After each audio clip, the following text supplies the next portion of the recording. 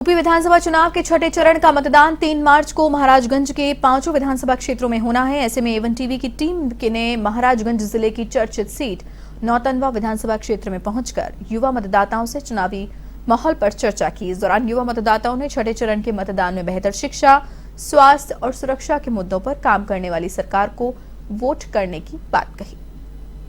जो योगी सरकार का कार्यकाल रहा है कितना बेहतर रहा है और इस बार जो यहाँ के युवा है वो किन मुद्दों पर वोट करेंगे। सबसे पहले सवाल आपसे लेते हैं, ये बताइए सरकार का 5 साल का कार्यकाल कैसा रहा, इस बार आप सभी युवा चुनाव को लेकर क्या सोच रहे हैं?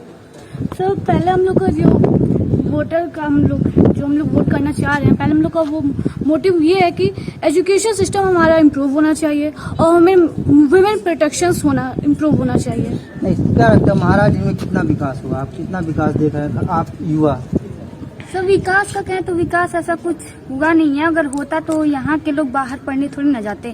शिक्षा को लेके सर अब हम लोग बाहर जाने में भी प्रॉब्लम होता है। यहाँ कुछ ऐसा सुविधा नहीं है कि हम यहाँ पे रह के तैयारी कर सके। हमको तैयारी करना है तो बाहर जाए, अगर फैसिलिटी नहीं मिल रही तो घर ही पे रह के पढ़े, तो सर ऐसे हम लोग का क्या होगा?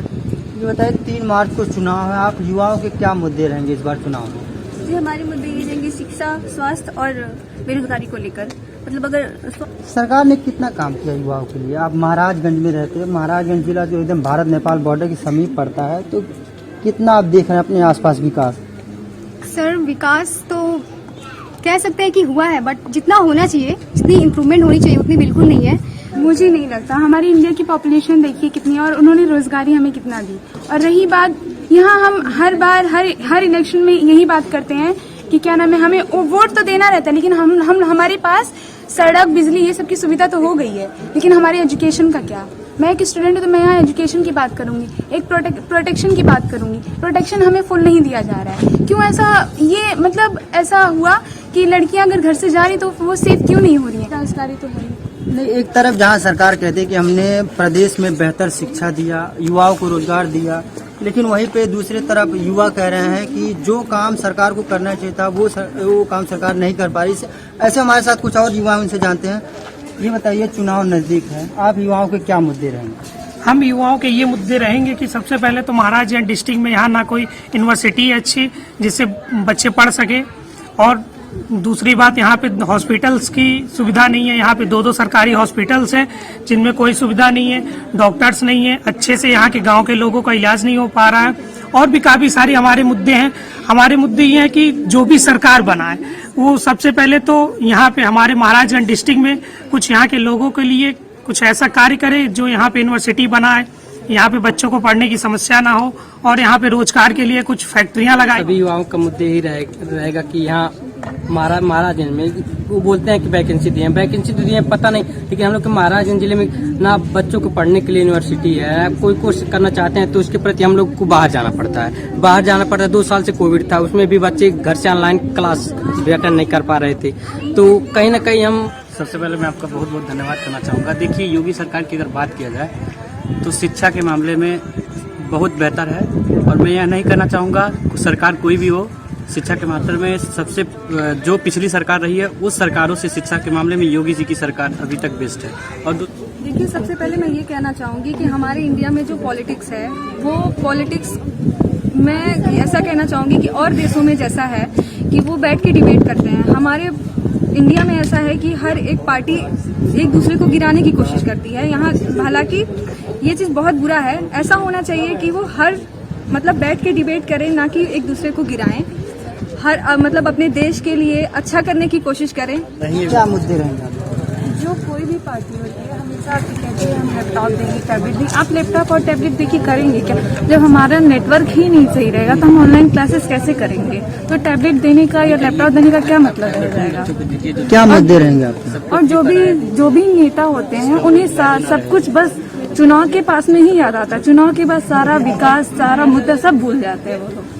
कितना विकास है? कह नहीं सकते कि विकास हुआ है बहुत ज़्यादा, बट लड़कियों के मैटर में प्रोटेक्शन बहुत ज़्यादा ज़रूरी होता है, क्योंकि हम लड़कियां सेफ नहीं है। बाहर निकलते हैं तो हम बाहर निकलते फिर भी हम safe, each and every seconds हम सेफ महसूस नहीं कर रहे हैं। और फर्स्ट ऑफ ऑल की एजुकेशन, लड़कियों का एजुकेशन भी प्रॉपर वे में होना चाहिए, जैसा कि अभी हमें नहीं मिल रहा है प्रॉपर वे में एजुकेशन।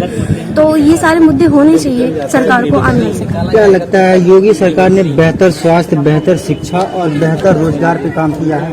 बेहतर स्वास्थ्य और बेहतर आप युवाओं के लिए हम युवाओं के लिए ये तो गांव वालों से पूछना चाहिए, क्योंकि आप एक युवा हैं, आप पहली बार मतदान कर रहे हैं। तो पहली बार मतदान करें तो हम लोग इस उम्मीद से करेंगे कि ताकि हम लोग को डेवलपमेंट मिले, और इस उम्मीद से हम लोग वोट करेंगे। की प्रोटेक्शन की बात कर रहे हैं। अभी कल के ही केस एक 9 साल की गर्ल्स के साथ जो भी हुआ है, ये क्या गर्ल्स प्रोटेक्शन है? इसे तो गर्ल्स प्रोटेक्शन नहीं कह सकते ना। मतलब लगता है आपको कि कहीं ना कहीं सरकार फेलियर है इस मामले में? गर्ल्स के प्रोटेक्शन में तो बहुत, क्योंकि जब एक 9 साल की बच्ची नहीं सेफ है तो बाकी युवा कैसे सेफ होता है? क्या कहें सर, जैसे गर्ल्स के बारे में प्रोटेक्शन की बात करें, वुमेन के प्रोटेक्शन की बात करें, सर अदर कंट्री में रेपिस्ट को केवल एक प्रोसीजर, इंडिया में क्या होता है कि कोई भी केसेस हुआ तो फिर लॉन्ग टाइम तक चल जाता है कि आदमी को जो जस्टिस मिलने तक क्या पता वो दुनिया में ही ना रहे, और फिर उसकी फैमिली को टॉलरेट किया जाता है, न जाने कितने परेशानी उनको झेलना पड़ता है। आपका कहने का मतलब जस्टिस में भी सरकार को एक बेहतर कानून लाने की जरूरत है। अदर कंट्री में क्या होता है, रेपिस्ट है तो उसको ना कि टॉलरेट नहीं किया जाता, ऑन स्पॉट उनको एक्शन होता है। क्या मुद्दे रहेगा? गर्ल्स प्रोटेक्शन, शिक्षा के प्रति जो है, जो अदर कंट्री में बेस्ट है, तो हम सोचते हैं इंडिया में हर जगह हर तरह हर जगह शिक्षा रहे, हम लोग बाहर ना जाएं, कंट्री के बाहर ना जाएं। क्या मुद्दे रहेंगे आप? जी, मेरा बेरोजगारी के ऊपर रहना चाहिए कि मतलब रोजगार लोगों को मिलना चाहिए। यहाँ की मतलब जितने भी स्टूडेंट्स हैं वो पढ़ के बाहर जाते हैं, अमेरिका या फिर लंदन, यहाँ जाके अपना स्ट्रगल कर रहे हैं, अर्निंग कर रहे हैं, वहाँ सैलरी भी अच्छी मिल रही है। 3 मार्च को आप वोट करेंगे, क्या मुद्दे रहेंगे? मेरे बस यही मोटिव होगा कि गर्ल्स प्रोटेक्शन होनी चाहिए, एजुकेशन मजबूत होनी चाहिए और बेरोजगारी कम होनी चाहिए, जिससे हम बाहर ना जाके अपनी टैलेंट को बाहर वेस्ट ना करें, अपनी कंट्री के लिए। भले ही सरकार लाखों दावे करे कि हमने पिछले 5 साल में युवाओं को बेहतर शिक्षा, बेहतर स्वास्थ्य और बेहतर रोजगार देने का काम किया है, लेकिन जो हमारे मतदाता हैं, जो हमारे युवा हैं, उनका साफ कहना है कि जो काम सरकार को करना चाहिए था पिछले 5 साल में, वो काम सरकार नहीं कर पाई है। आज भी युवाओं को, जो पढ़ने वाले छात्र हैं, उनको कई सारी दिक्कतें होगा। खास करके महाराजगंज जिले की हम अगर बात करें तो महाराजगंज जिला एकदम नेपाल बॉर्डर के समीप पड़ता है। यहाँ पे अभी भी कई दिक्कतें जिसको सॉल्व कर पाने में सरकार काफ़ी नाकाम साबित हुई है। और आगामी 3 मार्च को महाराजगंज जनपद के नौतनवा के युवाओं का विकास का मुद्दा रहने वाला है। ये 3 मार्च को विकास के मुद्दे पर वोट करेंगे, जो इनके लिए बेहतर रोजगार के अवसर प्रदान करेगा, जो इनके बेहतर शिक्षा को लाएगा। ये वो ऐसे ही सरकार बनाने के लिए सोच रहे हैं। आने वाले 3 मार्च को देखने वाली बात ये होगी कि जो मतदाता हैं किस तरह की सरकार बनाते हैं और विधानसभा में किसको भेजते हैं, ये समय ही बता पाएगा। कैमरा पर्सन के साथ मैं A1 TV संवाददाता नौतनवा महाराजगंज।